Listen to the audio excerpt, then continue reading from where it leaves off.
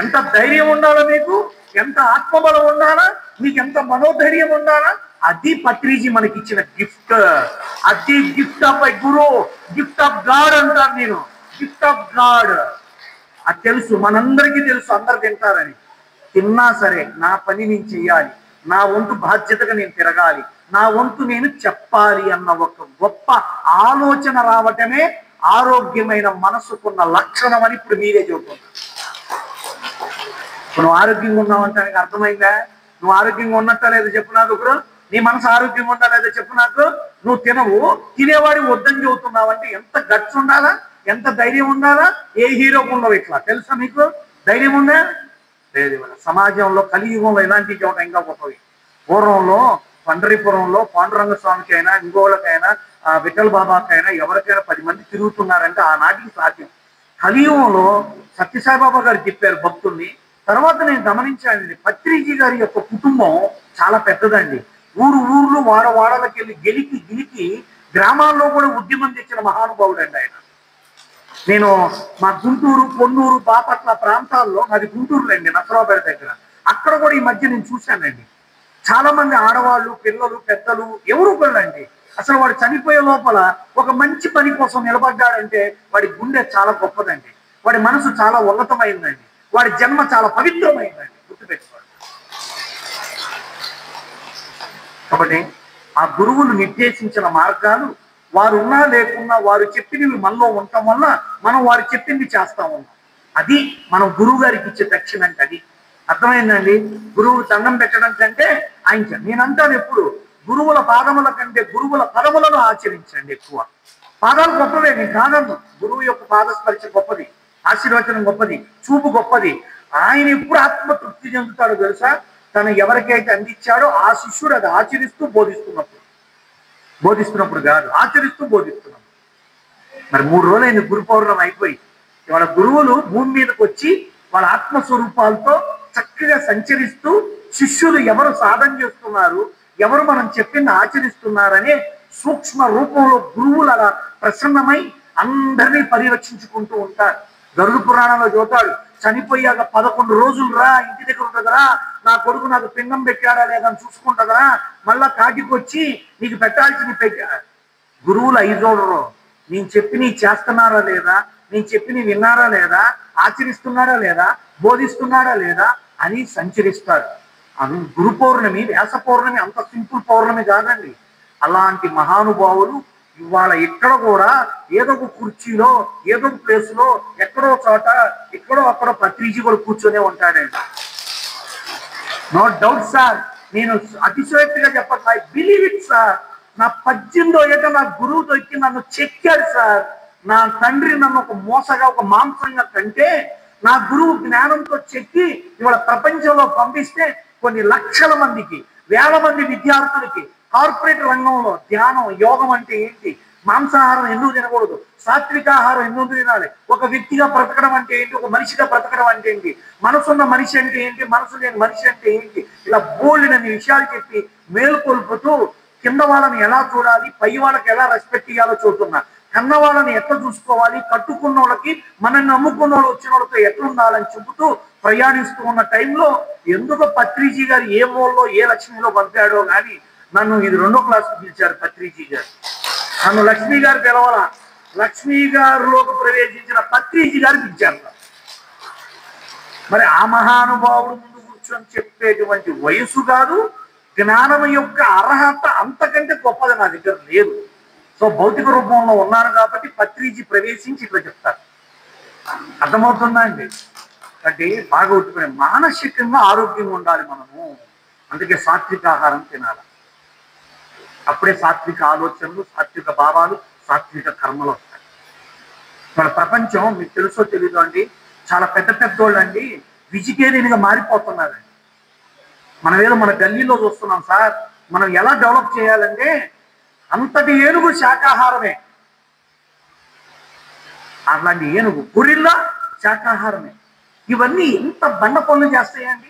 చాలా మంది దృష్టిలో శాకాహారం అంటే పని చేయలేడు అనుకుంటారు.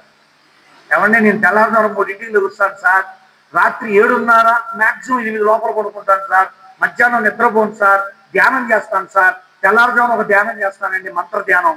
మధ్యాహ్నం సోహం ధ్యానం చేస్తానండి, అంటే శ్వాస ధ్యానం అండి. రాత్రి పడుకునేటప్పుడు భావ సాధన చేస్తానండి, మెడిటేషన్.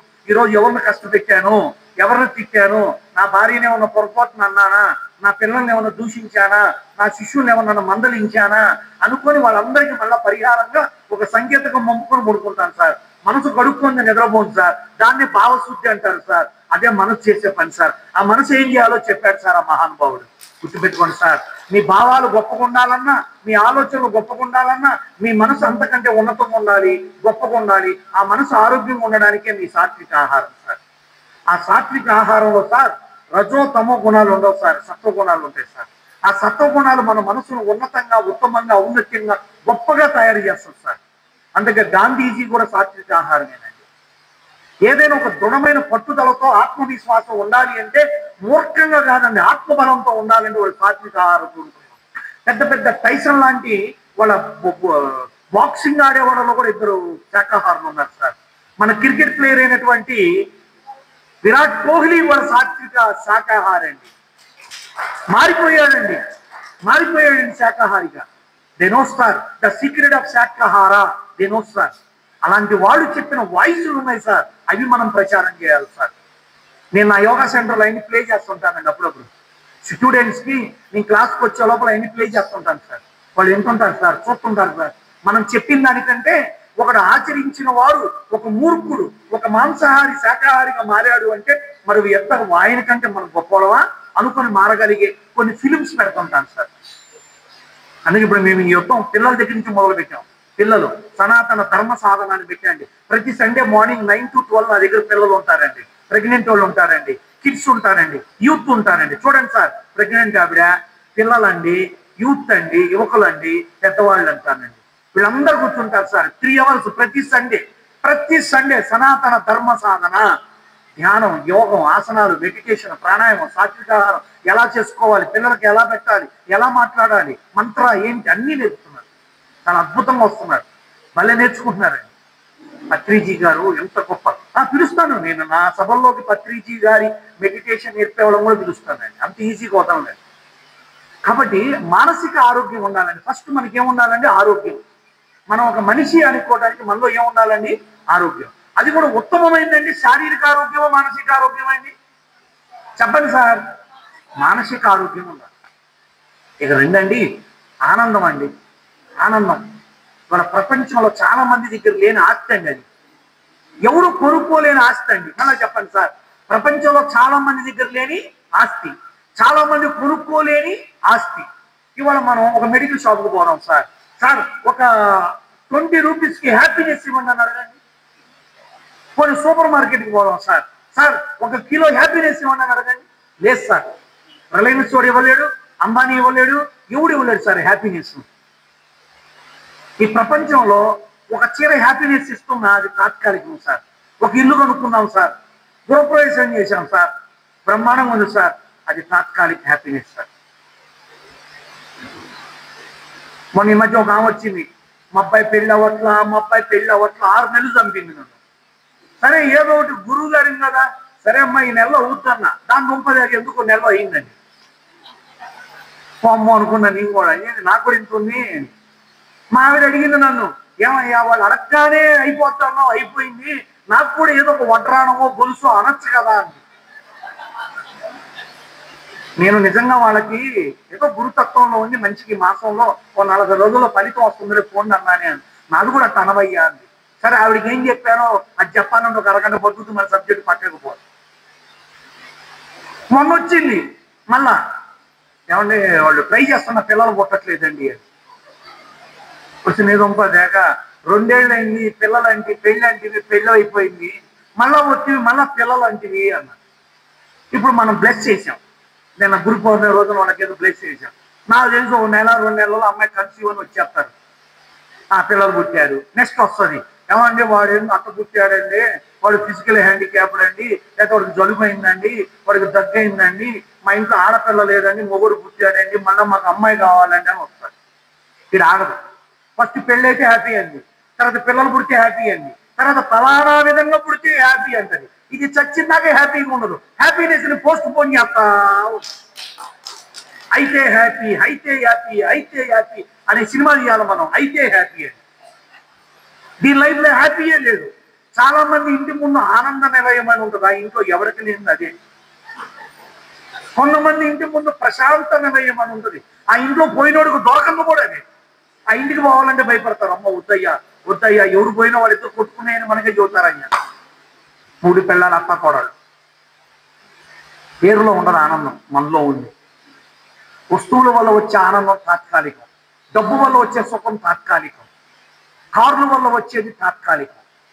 మరి అద్భుతమైన కారు కొన్నాం, పోతా ఉన్నాం, షిరిడి పోదామని బయలుదేరావు. ఎందుకో పాపం జైరాబాద్ దాటాక టైర్ పంచిరైంది, పగిలింది, డామ్ అని పక్క కాపాడు. దీన్ని నొంపలేక ఈ కంపెనీ కారు కూడా పగిలితే ఎట్టే అని టైర్ ఒక పన్ను తగ్గింది, ఆ దెబ్బ గోరు పగిలింది. జైరాబాద్ పోయి కట్టు కట్టించుకున్నాడు.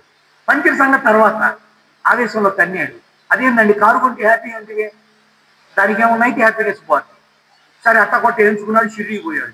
వీడు దర్శనం చేసుకొని వచ్చే లోపల ఒకడెవడో నానంటాడు చిన్న తాళం చేయబెట్టుకుని కారు మీద గీత తీసుకుంటూ పోయాడు. వీడు వచ్చాడు కదా, ఒక లక్ష్మణ్ రేఖ ఉంది కారు మీద, ఎలంచి కొడుకురా ఎలంచి కొడుకురా ఎలంచి కొడుకురా అని తిరగ మొదలు పెట్టాడు.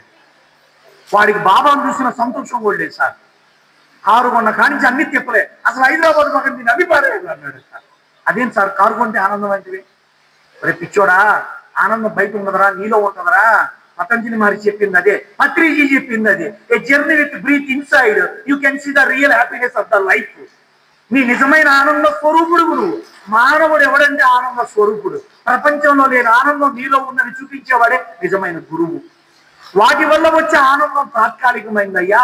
నువ్వు ఉన్నదాకా నీ ఆనందానుభూతులు అనుభవించగలిగే నిరంతర అఖండ పర్వతపూరితమైన ఆనంద స్వరూపుడు రా నువ్వు అని మన ధ్యానంలో చెప్పకుండానే మనకు చూపించాడు. ఆ తృప్తి చెందడమే ఆనందం, మనలో మనం ఉండడమే ఆనందం, మన ధ్యానమే మన ఆనందం. అలా మనకి తెలియదు. ఇప్పుడు మీ ఫ్రెండ్ అడుగుద్ది, ఏందే మీ ఇంటికి వచ్చావు నువ్వు లేవు అని. ఏం లేదే బేరం కొట్టలో నాన్ వెజ్ తినద్దు, వెజ్ తినాలి అని శాకాహారిగా ఉండాలని తిరగడానికి పోయాను. నీ బొందా నువ్వు పోయి ఒక చికెన్ ఉండండి. ఆమె చుట్టం చికెన్ పెట్టకపోతే ఊరికి పోయి అందరికి చెప్పుద్ది, వాళ్ళు కూరగాయలు తింటున్నారే, వాళ్ళు అసలు నాన్ వెజ్ పెట్టరే, వాళ్ళు ఇంటికి పోతే వాళ్ళ ఇంటికి ఎవరు పోవద్దు అని చెప్పుద్ది. అర్థమైందా? మన మీద మళ్ళీ చెప్పుకునే వాళ్ళు ఉన్నారు చాలా మంది. నువ్వు చెడు చేస్తే మాట్లాడేవాళ్ళు తగ్గిపోయారు, మంచి చేస్తే చెడుగా మాట్లాడుకునే వాళ్ళు ఎక్కువైపోయారు. ఈ బోర్డు దానికి అక్కడికి పోవాలి, అప్పుడు ఇక్కడ కార్డు పెట్టుకొని తిరగాల, తింటారు సత్య తత్తాడు, దీనికి ఎందుకు అనేవాడు ఒక బ్యాచ్ ఉంటుంది. కాబట్టి నువ్వు చెప్పు, హ్యాపీనెస్ నువ్వు తిరిగినప్పుడు ఉన్న తృప్తి ఆవిడంటే పోయింది అన్నావు అంటే నువ్వు అసలు హ్యాపీనెస్లో లేనంటే. ఆవిడ అన్నా కూడా మనల్ని కదిలించలేరు ఎప్పుడు కూడా. నువ్వు నిజమైన ధ్యానివైతే అవతల మాటలకు నువ్వు లోబడవు, పడిపోవు. అది నీ నిజమైన ఆనందం.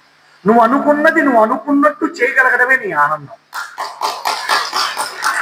అవతలోడు నీ మాటలపై నీ మనసుపై ప్రభావం చూపిస్తే నువ్వు ఆపేసావంటే నువ్వు ఆనందంలో లేనట్టే, నువ్వు నీతో లేనట్టే, నీలో నువ్వు లేనట్టే.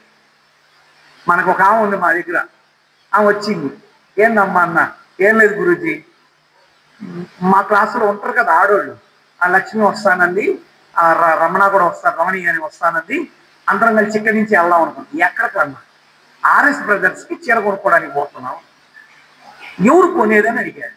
ఈ అమ్మాయి అంది నాకే గురూజీ అని. మరి వాళ్ళందరూ ఎందుకన్నా? ఊరికే గురూజీ తోడండి. ఏం చీర కొంటావన్నా? ఏదో చెప్పింది ఈ మధ్యకాలంలో వచ్చే మంగళగిరి కాటనం ఏదో ఒక రెండు చెప్పింది. సరే పోయినా అన్న. తిరిగారు మొత్తానికి కొంది. పోతా గురూజీకి చూపించి పోదామని వచ్చి ఆగింది. మళ్ళా నాకు ఇట్టెవరు వస్తే మా ఆవిడ ఆ ఏరియాలో లేకుండా చూసుకుంటా. ఎందుకంటే మా ధ్యానానికి జరగొట్టేవాడు కూడా శిష్యులే, సంసారంలో అయిపోతుంది. సరే వచ్చింది. ఏందమ్మాయి చీర అన్న? చూపించింది. భలే ఉంది అమ్మాయి అన్న. నేను చెప్పానా గురూజీకి నచ్చుద్దని? ఈమె పక్కన ఆవిడ చూస్తుంది. అదేనమ్మాయి నువ్వు అన్నావన్నా అంటే అది సెలెక్ట్ చేసింది నేనే గురూజీ అని. మరి ఇంతకు నువ్వు పోయి ఫలానా కొనాలి అన్నావు కదా అన్న. ఏమో గురూజీ అందరికి బాగుంది అన్నారు, కొనుక్కున్నాను. అంటే నీ జన్మకి నీకు నచ్చింది నువ్వు కొనవా అని అడిగా. కొంతమంది ఉంటారండి, మూడు చెప్తే అసలు వినరు, తెల్లని చెప్తారు అస్సలు వినరు, చెల్లో తల్లో పక్కింటి ఆవిడ చెప్తే తల వింటాడు.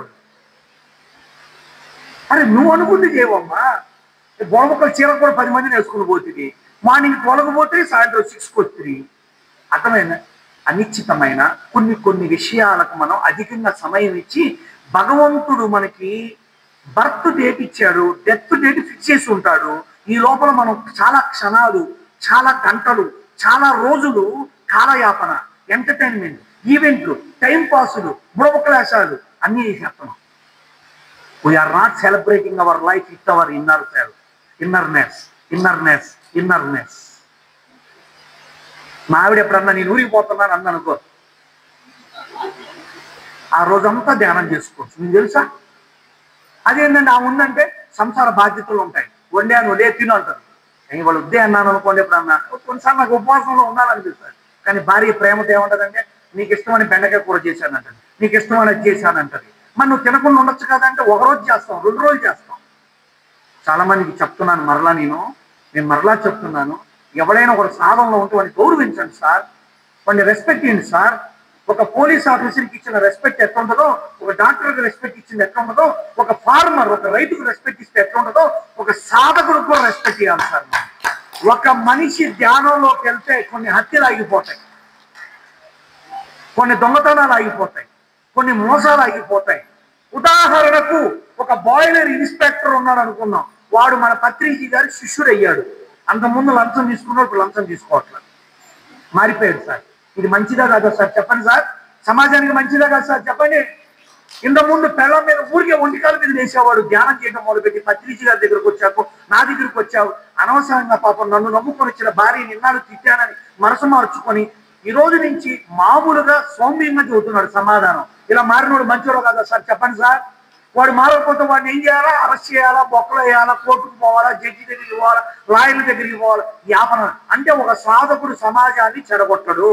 అంటే ఇప్పుడు సాధకుడికి రెస్పెక్ట్ ఇవ్వాలా లేదా చెప్పండి సార్? మాట్లాడండి సార్, రెస్పెక్ట్ ఇవ్వాలా లేదా? మరి ఎందుకు నువ్వు ఫార్మర్కి ఇచ్చావు? వాడు భూమి వ్యవసాయం చేస్తున్నాడు. సాధకుడు మనసుని వ్యవసాయం చేస్తున్నాడు, సాధకుడు మనో వ్యవసాయం చేస్తున్నాడు. తదనుగుణంగా వాడు సంసారాన్ని చక్కబెడతాడు, తదనుగుణంగా వాడు ఉండే వీధిని చక్కబెడతాడు, తదనుగుణంగా వాడు ఉండేటువంటి ఇలాంటి కమ్యూనిటీని చక్కబెడతాడు. ఇదే టైం మీరు ఒక చీర అమ్ముకుంటే డబ్బులు వస్తాయి, మరి పోవచ్చుగా. ఇదే టైంలో నువ్వు 4 బుడబుక్కలు బ్యూటీ పార్లర్లు పెట్టుకుంటే డబ్బులు వస్తాయిగా, పోవచ్చుగా. సాధకురాలు అయితే ఇక్కడ ఉండగలిగావు, అది నీ గొప్పతనం, అది నీ ధైర్యం, అది నీ మనసు, అది నీ సహృదయం, అదే ఆనందం. ఈ గంట ఈ సేవ చేస్తే వచ్చే ఆనందం, ఒకరికి అన్నం పెడితే వచ్చిన ఆనందం నేను ఎప్పుడు చెబుతాను, స్పీచ్ లో ఉంటుంది ఏనండి. అన్నం తింటే కడుపు నిండుద్ది, అన్నం పెట్టినప్పుడు మనసు నిండుద్ది. ఈ మనసు నిండిన తర్వాత నువ్వు అన్నం తిను, నీకు తినబుద్ధి కాదు, అవసరం ఉండదు. మనసు తృప్తి చెందినోడికి అన్నం మీద కలగదు. కానీ ఆనందంగా ఉన్నోడికి ఆకలి ఉండదు తెలుసా మీకు? ఎగురుతుంటాడు, ఆనందంగా ఉంటాడు, వాడు ఎక్స్టెసిలోకి వెళ్ళిపోతాడు. అందుకే సాధకుడు ఎవరయ్యా అంటే ఒక ఆరోగ్య స్వరూపుడు, ఒక ఆనంద స్వరూపుడు. ద నెక్స్ట్ పాయింట్ ఇది ఐశ్వర్యము.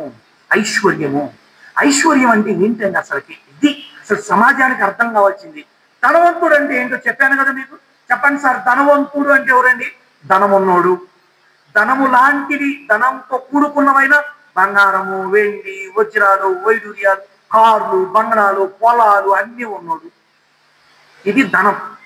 ఐశ్వర్యము వేరు, ధనం వేరు. ఐశ్వర్య ఉపనిషత్తు చదవండి మీరు, 108 ఉపనిషత్తులు ఐశ్వర్య ఉపనిషత్తు ఉంటుంది. ఐశ్వర్యము అంటే ఏం లేదు సార్, నువ్వు కన్న కొడుకు నువ్వు అన్యోన్యంగా ఉండగలగడమే ఐశ్వర్యం.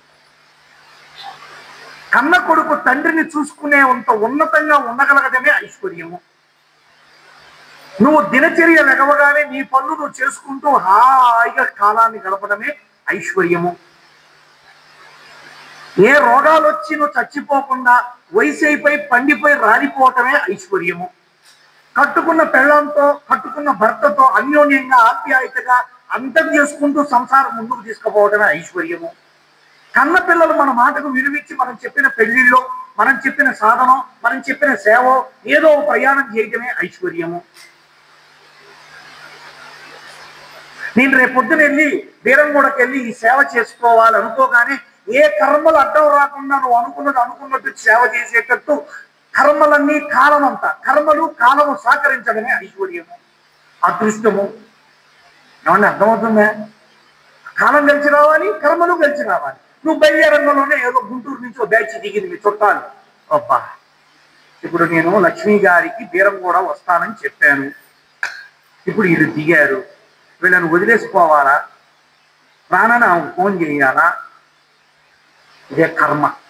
అది రావటం తప్పనట్ల. అలాంటి అవాంతరములు, అవరోధములు కాలపరంగా కర్మపరంగా రాకుండా నువ్వు అనుకున్నది అనుకున్నట్టుగా చేయగలగటం, సాధించడం, చేరుకోవటం, అలాంటి ఉన్నత తత్వము నీకు అందుబాటులో రావటమే ఐశ్వర్యము. వాళ్ళు ఎక్కడ ఉన్నాయి చెప్పండి. మా దగ్గరకు వస్తుంటారు, గురుగారు ఏమనుకున్నా అవ్వట్లేదండి అంటారు. తెలుసా మీకు ఇవాళ దేవుడు రావక్కర్లేదండి. మనలో ఉన్న జీవుణ్ణి ఒక మంచి సాధన ద్వారా దేవుడుగా మార్చుకోగలిగితే అర్థమవుతుందా? జీవుడే దేవుడు. చెప్పండి, జీవోహో దైవ. ఎవడండి ఇవాళ ఎక్కడున్నాడండి? నువ్వు చెక్కిన రాయికి ఇచ్చిన విలువ నీకు జన్మనిచ్చిన తల్లికి నువ్వు ఇవ్వట్ల. చూసుకో, వాళ్ళ ఎంతమంది తల్లులు పిల్లలు చూడక హైదరాబాద్లో ఉన్న కార్పొరేట్ ఓల్డేజ్ హోముల్లో ఉంటున్నారు. మొన్న ఒకడెవడో పెట్టాడు వాట్సాప్లో, నేను వాడికి మళ్ళీ మెసేజ్ పెట్టా అని ఇట్లా పెట్టా ఒకటి. అదేంటని అని మీరు అడగచ్చున్నాను. ఏమమ్మా, నీకు అత్తామామలు వద్దనుకుంటే మొగుడిని అనాథాశ్రమం నుంచి తెచ్చుకో అని పెట్టాడు. అంటే అత్తామామలు వద్దు, ఉన్న వాళ్ళ కొడుకుని ఎందుకు తెచ్చుకోవటం? అత్తామామలు వద్దు అంటాం. అత్తామామలు లేని అనాథాశ్రమంలో ఉన్న పిల్లలు తెచ్చుకుంటే, ఎక్కడ ఏదో ఉంటాయి అనాథాశ్రమాల్లో పిల్లలు ఉంటారు, వాళ్ళని చేసుకో. వాళ్ళకి అత్తండ్రు మామనరు, ఇంటికి తల్లిదండ్రులతో పోవాలి. అంతేగాని ఉన్న అత్తామామలు వద్దనేటప్పుడు ఉన్నోళ్ళని ఎందుకు చేసుకోవటం? వాళ్ళని లేనోళ్ళని చేసుకోవమ్మా అని దాని అర్థం. వాడికి నేను ఎమ యాక్సెప్ట్ పెట్టా, నాకు భలే నచ్చిందని. వాడు ఎమ ఇచ్చాడు, క్లూ హిట్. ఉన్న అత్తాకోడలు వదులుకోమంటారు ఎందుకంటే మరీను విదూరంగాను. ఐశ్వర్యము అంటే లేనిది కోరుకోవటం కాదు, ఉన్నదాంతో ఉండగలగటం. ఒకసారి నేను పూణే పోతున్నా మా ఆశ్రమానికి. I miss the train. చెప్పండి, ట్రైను మిస్ అయ్యా. ఇప్పుడు ఏంటి సార్ స్టోరీ చెప్పండి.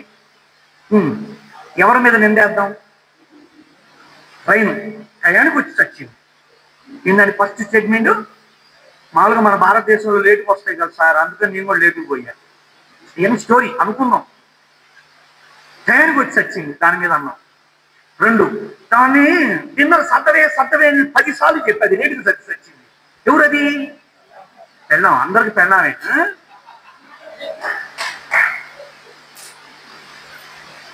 అదొక నింద. ఇప్పుడు రైల్వే స్టేషన్లో కూర్చొని తిడతా ఉన్నాడు. అది ఒక జ్ఞాని అనుకుందాం.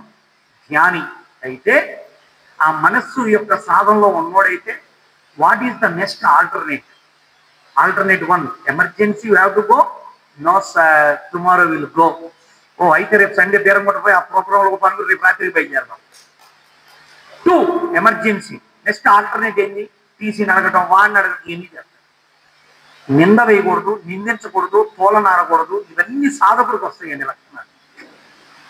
వాట్ నెక్స్ట్ అనేది ఎవరికి వస్తుందంటే సాధకుడికి వస్తుంది.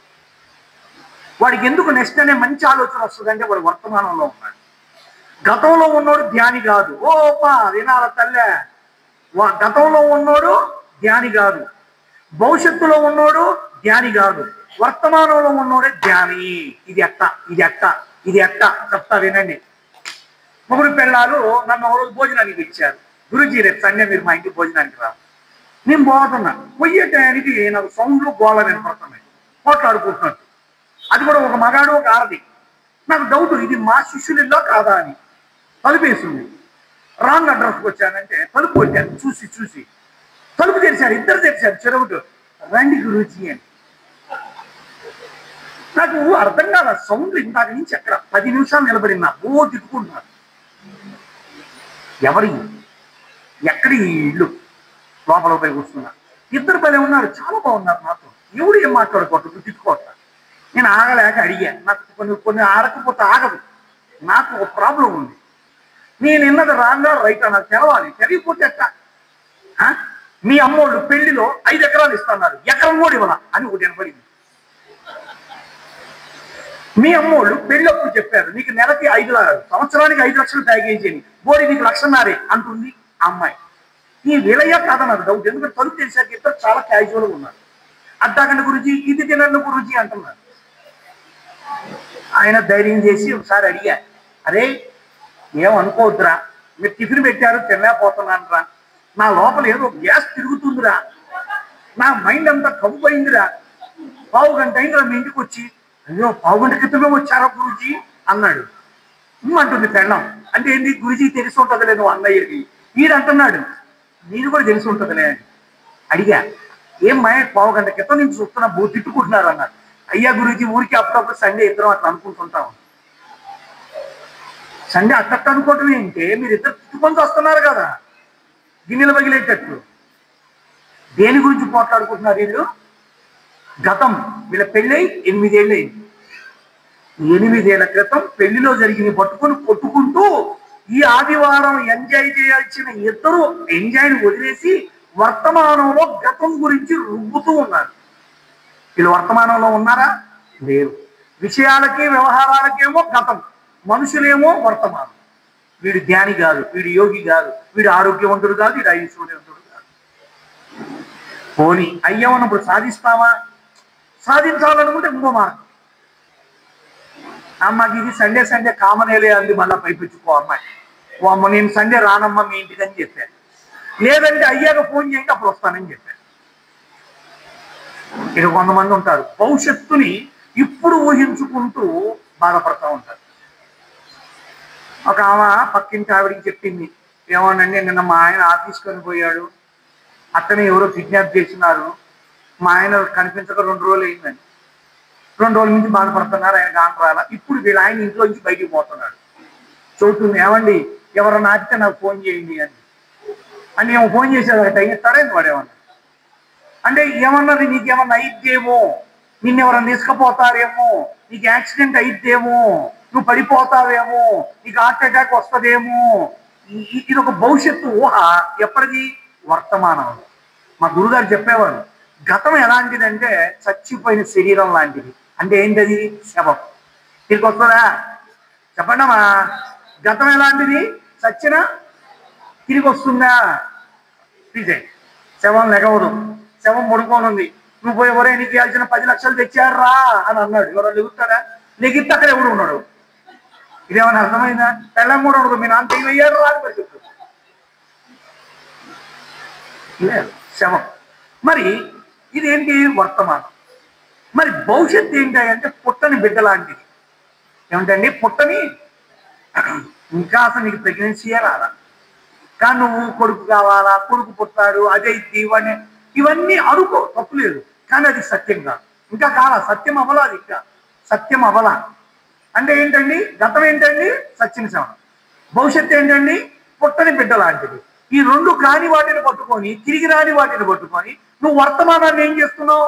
డిస్టర్బ్ చేస్తున్నావు, చెడగొట్టుకుంటున్నావు, కాలాన్ని వృధా చేస్తున్నావు, జీవితాన్ని పాడు చేసుకుంటున్నావు. వాడెవడంటే వాడెప్పుడు తల చింతనలో ఉంటాడు. ఏ చింతన? గతము లేదా భవిష్యత్తు. వీడు ధ్యానం చేయలేడు. తెలుసా మీకు? నువ్వు ధ్యానం చేస్తూ ఉంటే వచ్చే మొదటి ఫలితం ఏంటో చెబుతున్నా. గతం నీలోకి రాదు, భవిష్యత్తు నిన్ను పిలవదు. ఏమన్నోయ్, వింటున్నారా? గతము నీలోకి రాదు, భవిష్యత్తు నిన్ను ప్రవేశించదు. అంటే ఎందుకండి? అదంతే. ఆ స్థితి, ఆ సాధన నీతో నువ్వు ఉండడం అంటారు, నీ శ్వాసను గ్రహించడం అంటారు, నీలోకి నువ్వు ప్రయాణించడము అంటారు.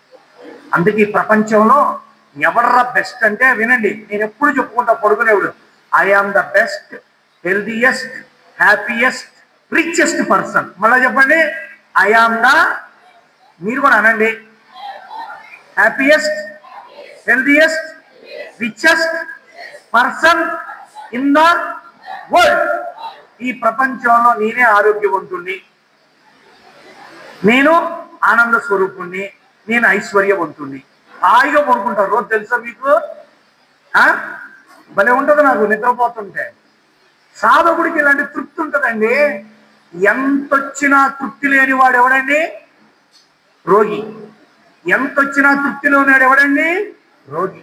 అందుకే తృప్తి పడడం కూడా మనం నేర్చుకోవాలి. మరి ఎప్పుడు తృప్తిగా ఉంటామంటే బయట ప్రపంచంలో ఉండలేమండి.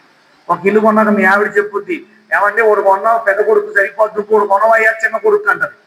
సరే కొన్నాడు, మళ్ళా అంటది, ఏమండి పెద్ద కొడుకు కొన్నావు, చిన్న కొడుకు కొన్నావు, వాళ్ళిద్దరు బయటికి పంపిస్తే మనం ఎక్కడ ఉండాలా, మనకు కూడా ఒకటి కొనండి అంటది. ఇది బయట ప్రపంచం అసంతృప్తి పరిగెడతా ఉంటది. ఒక ధ్యానములో దొరికినంత తృప్తి ప్రపంచంలో ఎక్కడ దొరకదు. ఆ తృప్తిని ఎప్పుడు నిరంతరం అనుభూతినిచ్చాడు ఆ మహానుభావుడు. అందుకు మనం ఆయనకి కృతజ్ఞతలు చెప్పుకోవాలా. అర్థమవుతుందా? నిరంతర సంతృప్తితో ధ్యానంలో ఉండడం ఎట్లనో అనుభవంలోకి తెచ్చిన మహనీయుడు ఆయన. బాగా ఆలోచించుకోండమ్మా, బాగా ఆలోచించుకోండి తల్లి. మన తృప్తికి మించిన ఆరోగ్యం లేదు, మన తృప్తికి మించిన ఆనందం లేదు, మన తృప్తికి మించిన ఐశ్వర్యము లేదు. మరి తృప్తి ఎప్పుడు కలుగుతుందంటే నీలో నువ్వు, నీతో నువ్వు, నీ శ్వాసతో నువ్వు. బయట ప్రపంచంలో తృప్తి నాకు కూడా ఉండదు. నాకు ఆ స్థితి వచ్చింది అంటే వాడినే పరమాత్ముడు అంటారు. జాగ్రత్తగానండి. ధ్యానములో కలిగిన తృప్తి భావన భౌతిక ప్రపంచంలో కూడా కలుగుతుందంటే వాడికి దేని మీద మోహం ఉండదు, వాడినే పరమాత్ముడు అంటాడు. వాడికి తెచ్చిన కొబ్బరికాయ మీద ఉండదు, వచ్చిన పెట్టిన దక్షిణ మీద ఉండదు, ఆవిడిచ్చిన గిఫ్ట్ మీద ఉండదు. వాడు ఏమిచ్చినా అక్కడ పెట్టవమ్మా అంటాడు.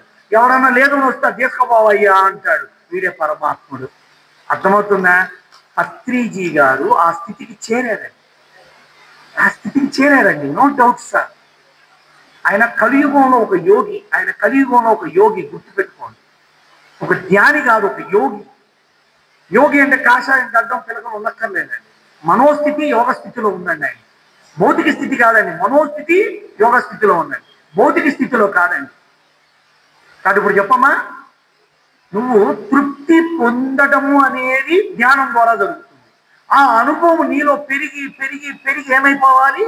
సామాజిక విషయములపై, వస్తువులపై, వ్యక్తులపై, విషయములపై, విషతుల్యాలపై కూడా తృప్తి పడడం కనుక అలవాటు పడితే వాడిని పరమాత్ముడు అంటారు. చూడండి సార్, పరమాత్ముడు ఊరికి ఎవరు సార్? మనలోకి మనం ప్రయాణించడం అలవరుచుకోవాలి. ఏమండి ఊరికే రాదు సార్. ఇవాళ మీరు బండి నడపాలంటే డ్రైవింగ్ స్కూల్కి వెళ్ళాలి. నేర్చుకుంటే బండి పర్మిషన్ ఇయ్యరు. వాడికి ఒక యజమాని ఉంటాడు, దానికి ఒక డిపార్ట్మెంట్ ఉంది, ఆర్టీఓ అంటారు. వాడు ఒక ఇన్స్పెక్టర్ ఉంటాడు. నువ్వు బండి వేసుకుని పోయి అక్కడ నడుపుతూ ఉంటే వాడు చెక్ చేసి ఇస్ ఎలిజిబుల్ అన్నప్పుడు నీకు పర్మిషన్ ఇస్తాడు. నీకు రాకుండా పర్మిషన్ ఇస్తే వాడు పెద్ద దొంగ, నువ్వు అంతకంటే పెద్ద దొంగ. Correct or not? Who is the గురువు అంటే నువ్వు నిన్ను నువ్వు ధ్యానంలో డ్రైవ్ చేసుకోగలవన్నది నేర్పించి వదిలేసేవాడే నిజమే. Is the check master. నువ్వు ఈ ప్రపంచంలో కొట్టుమిట్టాడకుండా, స్కిడ్ అవ్వకుండా, నీ లైఫ్కి యాక్సిడెంట్ అవ్వకుండా, వింటున్నారండి? బండికి కాదు, లైఫ్ యాక్సిడెంట్ అవ్వకుండా, లైఫ్లో బోర్ల పడకుండా, లైఫ్లో బాధపడకుండా, లైఫ్ విషయ వ్యవహారాల్లో పడకుండా, లైఫ్ నిస్సత్తు కాకుండా, లైఫ్ ఎప్పుడు నిరుత్సాహంగా ఉండకుండా, నిన్ను నీ లైఫ్ని డ్రైవ్ ఎప్పుడు అనర్గళంగా, ఆనందంగా, ఆరోగ్యంగా, ఐశ్వర్యంగా చేయించగలిగిన వాడు సద్గురువు. ఇప్పుడు నీకేం నేర్పుతున్నాడంటే గురువు, నీ లైఫ్ని ఎట్లా డ్రైవ్ చేయాల. కోడలు అన్నం పెట్టినా పెట్టకపోయినా, అత్తగారు బీరువా తాళం ఇచ్చినా ఈగిపోయినా, how to drive yourself. మీ జీవితంలో ఒక తుఫాన్ వచ్చింది, కూతురు చచ్చిపోయింది, కూతురు క్యాన్సర్ అని తెలిసింది. అప్పుడు కూడా నువ్వు నిరుత్సాహపడకుండా, నీరసించకుండా, నిస్సత్తు చెందకుండా నీ కుటుంబాన్ని నువ్వు సధైర్యం చేసుకొని నడిపించగలిగే స్థాయి తేగలిగిందంటే నువ్వు నిజమైన సాధకుడు. గుర్తుపెట్టుకో, దాన్ని నువ్వు డ్రైవ్ చేయమంటాడు, దాన్ని నువ్వు డ్రైవ్ చేయమంటాడు. దానికే చెప్తాడు, జయమును ఎంత బాగా ఇష్టపడతావో అపజయాన్ని కూడా స్వీకరించగలగడమే నిజమైన ధ్యాని యొక్క లక్షణం. పొగడతను ఎంత బాగా తీసుకున్నావో తిట్టును కూడా అంత బాగా తీసుకున్నావు. అన్నం అడగగానే రోజు పెట్టే భార్య సమయానికి ఒకరోజు పెట్టకపోతే కూడా సర్దుకోగలిగే స్థాయికి నువ్వు రా. అది ధ్యాని యొక్క మొదటి లక్షణం. అర్థమవుతుందమ్మా? లౌకిక జీవనంలో మన ధ్యానం, లౌకిక జీవనంలో కూడా మన ధ్యానం చేస్తున్నామని మన ప్రవర్తనలో తెలియాలి. నువ్వు గంట ధ్యానం చేసి లేవగానే మీ ఆవిడ్ని భోజనం అయిందా అని అడగగానే ఇంకొక పావు గంట పడుతుందంటే పడ్డ తిట్లు పడకుండా తిట్టేవాడి ఉంటావు. నువ్వు ధ్యానం ఎట్లా అవుతావురా గాడిద? అందుకే వాడి గాడిద అన్న తిట్టాడు కదా. అవునా? అయితే ఇంకో 10 నిమిషాలు ధ్యానం చేసుకుంటా, లేదు నీకు సహకరిస్తా, లేదు నేను ఇంకేదైనా తింటా. ఇది సత్వ సాధన, సత్వ భావన, సత్వ ప్రయత్నం. తెలుసా? క్షణం అన్నం లేదైతే తిట్టే మొగుళ్ళు ఉన్నారు ఈ ప్రపంచంలో. నా దగ్గరకు వస్తుంటాయండి కేసులు. నేను ఎన్ని కౌన్సిలింగ్లు చేస్తుంటానో రోజు. నా పని ఇదే. ఆ యూట్యూబ్లో నా ఇని ఇని ఇని ఇని మా యోగా సెంటర్కి వచ్చి కూర్చుంటారు సాయంత్రం పూట. మాట్లాడుతూ ఉంటావు. ఒక్కొక్కప్పుడు కూతురు తండ్రి మాట వినకుండా ఎక్కడో పెళ్లి అంటది, కొడుకు తండ్రి మాట వినకుండా అప్పులు చేయటం, భార్య భర్తకి చెప్పకుండా చీరలు కొంటానే ఉంటది. ఇలాంటి గోళ్ళు ఎక్కువ వస్తుంటాయి నాకు. ఏమండి ఇది మాకేం చేయట్లేదు, పోయి అక్కడ తిరుగుతుందండి అత్తమాటు ఆశ్రమంలో అనేవాళ్ళు వస్తారు. మళ్ళీ ఉంటాయి మా కేసులో. మాకు మా సాధన కంటే వీళ్ళని సరి చేయటమే ఎక్కువైతే ఒక్కోసారి అది బాగా సరి చేయాలన్నా నీ సాధనలో ఉండాలి. ఇదేమన్నా అర్థమైందా? లేకపోతే నేనెవడో ఎదుర్కోపోవాల్సి వస్తుంది సరి చేసుకోవడానికి. అంటే మన సాధకులం అనే ఒక ముద్ర పడ్డ తరువాత మన ప్రవర్తనలో సమత్వం, సామరస్యం, సౌలభ్యం అన్నీ లేకపోతే నువ్వు సాధకురాలివి కాదు. గుర్తుపెట్టుకో. అదృష్టమో దురదృష్టమో ఈ జన్మకు దొరికిన ఈ అత్తగారితో నువ్వు జర్నీ చేయటమే నీ అదృష్టం. అది ఎంత తింగరదంటే ఛాయాదేవి, సూర్యకాంతం వ్యక్తిగత రోల్స్ కాదు, సినిమా రోల్స్ కలిపితే ఉన్నంత రోల్ దీన్ని. అలాంటి అత్తగారు దొరికింది నీ అదృష్టం. ఎన్ని జన్మల పుణ్యమో, ఎన్ని ధ్యానాలు చేశావో. అది నువ్వు ధ్యానాన్ని కూర్చోగానే మొదలు పెడతాడు దీని పొంద అని. భలే ఉంటాయి ఇట్లాంటి.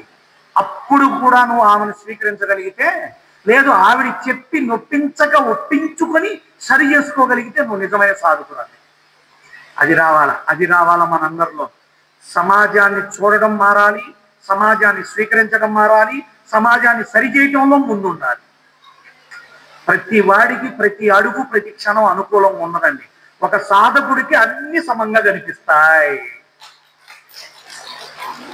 సాధకుడికి అన్ని సమానంగా కనిపిస్తాయి, హెచ్చు తగ్గులు ఉండవు. దానికి యోగ శాస్త్రంలో చూస్తాడు సమత్వం యోగముచ్యతే. దేన్నైనా నువ్వు సమంగా స్వీకరించగలగడమే యోగము అన్నాడు. ఈ మహానుభావుడు ఈ సూత్రాలు, ఈ జాతకాలు, ఈ మంత్రాలు ఏం చెప్పకుండా మీకు సింపుల్గా ధ్యానం నేర్పి సావండ్ర మీరు హాయిగా ధ్యానంలో ఉండంటారు అని చెబితే ఒక్కడు ధ్యానం చేయడు సరిగ్గా. నేను చూస్తున్నా. కళ్ళు మూసుకోవడం ధ్యానమా? కాదు, మనస్సు ధ్యానంలో ఉండాలి. అర్థమవుతుందా? This is very very important. నా అండర్స్టాండ్ ఎవ్రీబడి. ఇప్పుడు ఐశ్వర్యవంతుడు ఎవరు? నేను అనండి, నువ్వు కాదు నేను అని అనుకోవాలి. ఆరోగ్యవంతుడు ఎవరు? ఆనంద స్వరూపుడు ఎవరు? So I am the best, highest, happiest, richest, healthiest person in the world. నేను ఎక్కడికి పోయి ఈ మంత్రం చెప్పిస్తున్నా, ఎక్కడికి పోయి చెప్పిస్తాను. మన హ్యాపీనెస్ చూసి, మన ఆరోగ్యం చూసి పక్కడికి అర్థం కాకూడదు. నేను ఇన్నన్నా మా కోడలు ఎందుకు అంత స్థిమితంగా ఉంటుంది. అర్థమవుతుందా? నీ సమత్వం, నీ నిలకడ, నీ నిశ్చలత చూస్తే అవతలోడికి చంచలత్వం రావాలి. అవును, అర్థమైందా? నీ నిలకడ చూస్తే అవతలోడికి చంచలత్వం రావాలి.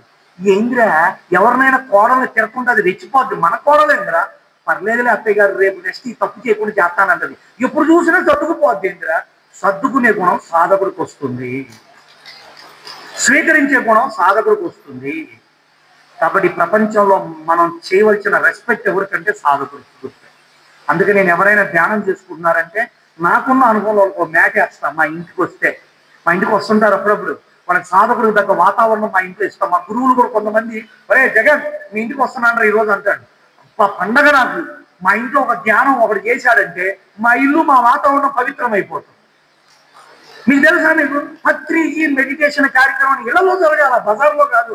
ఇప్పుడు ఈ కమ్యూనిటీ హాల్ భలే ఉంటది. నీ ధ్యానం అయిపోయాక చేసుకునే పెళ్లి భార్య భర్త హాయిగా ఉంటారు. ఇంకా తెలుసా మీకు? మనకి ఒక ఫ్యాన్ పెట్టి అక్కడ రోజు వాటర్ కొడితే ఆ రూమ్ అంతా ఎంత సుగంధ పరిమళాలతో ఉంటుందో. ధ్యానులు నలుగురు కలిసి ఒక చోట ధ్యానం చేస్తే వచ్చే సామరస్యమైనటువంటి, సాత్వికమైనటువంటి వైబ్రేషన్స్ ఆ సుగంధ పరిమళం కంటే పవర్ఫుల్. అందుకే మీ ఇళ్లలో కూడా మీ దగ్గరలో ఉన్న ఒక 20 మందిని కలిసి కూర్చొని చక్కగా ధ్యానం చేసుకొని ఒక సాత్విక ఆహారం తినేలాగా, అది సత్సంగం. అర్థమవుతుందా తల్లి? మీరు చేస్తుంటారులేండి, చేయరని నేను అనట్లేదు తల్లి, మీరు చేస్తుంది గొప్పది అని చెబుతున్నాను. ఏమన్నా అర్థమైందా చెప్పండి? ఇప్పుడు మన ఐశ్వర్యం మనం కట్టుకున్న చీరలో ఉందా, మనలో ఉందా? మనం నడిపే కారులో ఉందా, మనలో ఉందా? కాబట్టి ఇప్పుడు ఐశ్వర్యవంతుడు ఎవరు? ఆరోగ్యవంతుడు ఎవరు? నేను అనండి, మేము అనొద్దు, నేను అనదా. అర్థమై? ఐశ్వర్యవంతుడు నేనే, ఆరోగ్యవంతుడు నేనే, ఆనంద స్వరూపుణ్ణి కాబట్టి నీ ఇల్లు ఏంటి? ఆనంద నిలయం, ఆరోగ్య నిలయం, ఐశ్వర్య నిలయం. రండి మా ఇంటికి, ఎవరైనా రండి. ప్రేమతో చంపేస్తా, ప్రేమతో అన్నం పెడతా, ప్రేమతో ధ్యానం చేసుకోవడం నేర్పుతా. మా ఇంటికి వచ్చాడని వాడు అయిపోయాడే. వాడు అడిగింది నేను పెట్టను, నేను పెట్టింది వాడు తినాల. ఫస్ట్ మొలకలు పెడతా. అరే నేను తినను రా, తిను బాబాయ్ బాగుంటాయి ఏం చెబుతుంటా. వాడు భలే అలవాటు పడతారు. బాగుందిరా, మొన్న మీ ఇంట్లో తినరోజు ఆ గ్యాస్ రాలేదని అంటాడు. నెక్స్ట్ టైం కూడా మా ఇంటికి రండి బాబాయ్ అని చెబుతుంటా. మా ఇంట్లో ఏం పెట్టి చంపుతుంటానంటే ప్రేమతో అన్ని చేసి చంపుతూ ఉంటా. పొరపాటున మా ఇంటికి దొంగోడు వచ్చాడు, నన్ను కట్టేశాడు. రే తీసుకుంటే తీసుకున్నావురా, 5 నిమిషాలు మెడిటేషన్ చేసుకోరా అని చెబుతా. అయ్యాక ఒరే అక్కడ మంచి గోంగూర పచ్చడి ఉందిరా, అది కలుపుకొని మొత్తం తిరిగిపోవాలా అని చెబుతా. వాడికి అర్థం కాదు, పక్కింట్లో కూడా మన ఇంట్లో వదిలిపెట్టిపోవాలి దెబ్బకి. అంటే ప్రేమతో జయించడం అంటే చెబుతున్నా. లాస్ట్ వర్డ్, సాధకుడికి ఎప్పుడు ప్రేమ నిండు కొండలాగా ఉంటుంది. సాధకుడు ఎప్పుడు నిండు ప్రేమతో ఉంటాడండి. వాడికి ఆ శరీరంతో, ఆవిడ కులంతో, ఆమె రూపురేఖలతో, ఆ ముక్కు సప్పిడిదిరా, ఆవిడ అట్టుందేందిరా, వాడు పేదవాళ్ళు కనిపించమండి. నేను ఒక ఆటో ఎక్కుతాను సార్, ఆటో ఎక్కినా క్యాబ్ ఎక్కినా వాడితో 2 నిమిషాల్లో మొదలు పెడతా. వాడు ముస్లిం అయినా ఎవడైనా సరే అలా అలా అలా అలా వెళ్ళిపోయి చివరిలో వాడు నన్ను దిగేటప్పుడు, సార్ ఎప్పుడన్నా నా మనసు బాగోకపోతే మీ దగ్గరకు వస్తాను సార్, మీ ఫోన్ నెంబర్ ఎవరు సార్ అంటాడు. అంటే ఇంక్లింగ్ ఎవ్రీవన్, అందరినీ కలుపుగలిగినోడు ఎవడంటే చుట్టాలు కాదు, సాధకులు. అర్థమవుతుందా? Now everybody is understanding what I say. So you are the healthiest, richest, happiest, lovest person in the world. ఓకేనా? Thank you to all. భోజన టైం అయింది, మీకు కూడా చాలా సంతోషం. ఒక అద్భుతమైన అవకాశం. పత్రిజీ గారు ఈ రూపంలో ఎంతమంది శిష్య గణాంకాన్ని చూపించినందుకు ఆయనకి 100 కోటి పాదాభివందనాలు చెప్తున్నా. కలియుగంలో భోజనం పెడితే తినేవాడు కావాలి, గురువులు ప్రవచనం చెబితే వినేవాడు కావాలి. ఏమన్నా అర్థమైందా? కలియుగంలో భోజనం పెడితే తినేవాడు కావాలి, తాంబూలం ఇద్దాం అనుకుంటే తీసుకునే ముత్తైదు కావాలి, దొరికి సావరు కలియుగంలో 5 వాడు. అలానే 4 ముక్కలు మంచి జీవుతాయి అంటే తినేవాడు కూడా దొరకాలి. మీ అందరు దొరికినందుకు నా కడుపు నిండింది, నా మనసు నిండింది. ఆత్మానందంతో వెళ్తున్నా. జై గురుదేవ్, జై పత్రిజీ. మా లక్ష్మి గారు జై గురుదేవ్.